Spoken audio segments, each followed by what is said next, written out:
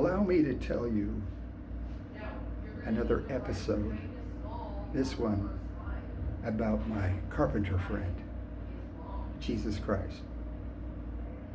Now I'm doing a tile shower for my daughter, and I've never installed one of these long drains for that shower. And so I was trying to figure out how to make a nice hard edge where this new drain goes into the floor. And I wanted the tile to stop and then the grout to fill, and then there would be a hard edge here of grout so that when this steel drain lays in there and centers itself, it would have a nice straight finish. So it was weeks ago that I started thinking in my mind I needed to make little trim pieces like this to stand up at the height of where the grout line and the surface of the tile would be. And so here's little wood pieces. They're all exactly 3/16 of an inch. But I knew that it would be flexible in here, and I'd need that to stay straight. So I thought, well, I'm going to keep my eye out for some styrofoam. And if I have to, I'll just cut styrofoam to be placed in there to fill it up, so when I float my grout, it will, keep it clean inside.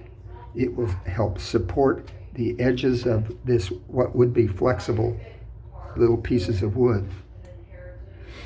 And then I'd have a nice clean edge in here on this edge that will be the absolute finish of the floor, so the drain can just drop down in there. Well, very interesting thing happened. I hadn't found anything yet, and you know that there's a lot of styrofoam in packing, so it shouldn't take too long to find a piece. But I was walking through Home Depot, and this is one of the things on my mind, and laying on the floor, somebody had dropped, it wasn't on the shelf, they were just laying on the floor. There were 2 pieces of foam. Now, I actually took a picture and I'll show it to you.